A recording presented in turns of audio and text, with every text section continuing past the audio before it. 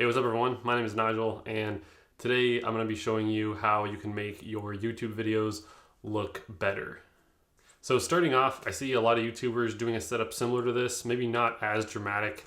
I'm just using my window as my key light, and it's lighting my face nice and evenly, and it's really soft. It's kind of getting darker outside though, so it's not as intense on my face.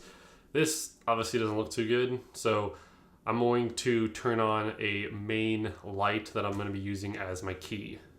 All right, so now I have my key light set up, and as you can see, it's lighting my face as well as the background of my room. And this is a really simple look to achieve.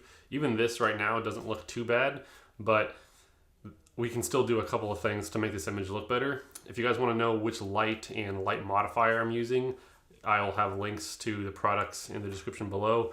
Again, if you guys buy from those links, it helps out my channel, so I really appreciate it if you do. But let's go on to making this image look a little bit better. So my face is pretty well lit right now, but one thing that we're lacking is a little bit of depth between me and the background. So I'm gonna put on a hair light, also known as a kicker. I'm gonna be using my Best Light V-Pad over there. All right, so now we have some separation between me and the background. I got this hair light going on, and what I like to do to add a little bit more depth is put some practical lights on in the back. So I'm gonna do that right now.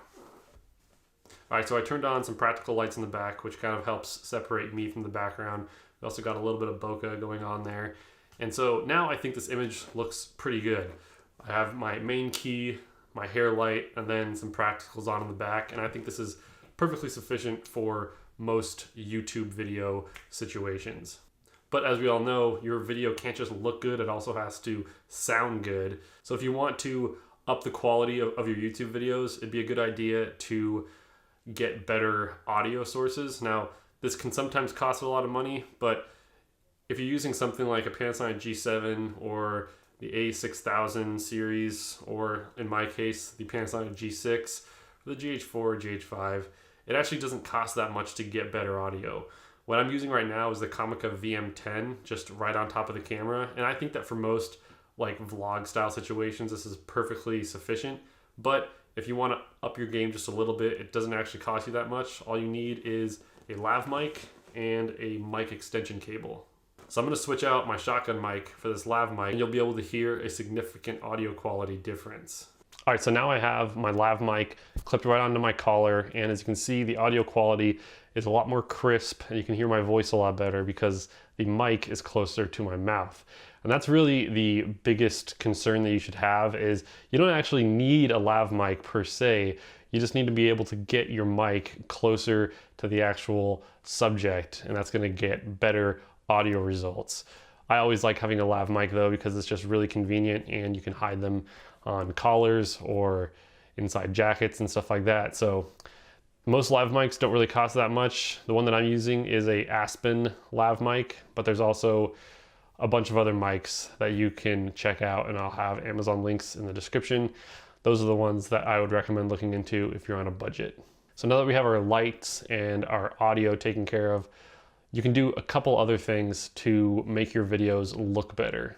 First thing, obviously, is learning how to color correct and grade your footage. So this is what the footage looks like straight out of the camera. And I usually like to tweak my footage just a little bit and add a little bit of a fade to it, so it has a little bit more of a filmic feel as opposed to a, video camcorder type look. So that's the first thing I'll do.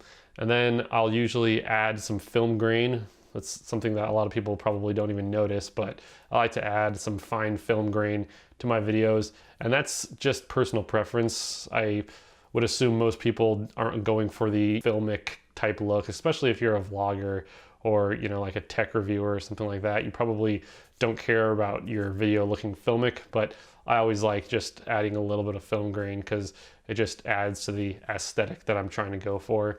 And then every once in a while, I'll add 2:35:1 anamorphic crop bars. And the reason why I do that is because sometimes I misframe my shot and I have to cheat a way to reframe it. And adding those crop marks can be a really easy way to reframe your shot if you didn't frame it perfectly. So if that's what you're into, you can add those crop bars. But I also sometimes sharpen my footage ever so slightly with unsharp mask in Adobe Premiere.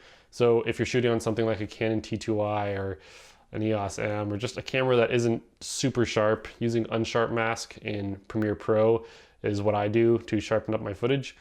So that's how we went from this shot to this shot. And it really doesn't take that much if you have a couple of lights and a really cheap mic and a tripod. You can make some pretty good YouTube videos. Another reason why I wanted to do this video is because I've definitely neglected my lighting and my audio before. I've just thrown my camera up on a tripod and hit record, and the results are kind of lackluster. So I just wanted to show you what my process is to make my videos look better. So anyways, if this video was helpful for you, it would be great if you hit the like button and subscribe to my channel for more content. But until next time, I will see you guys later. Take it easy.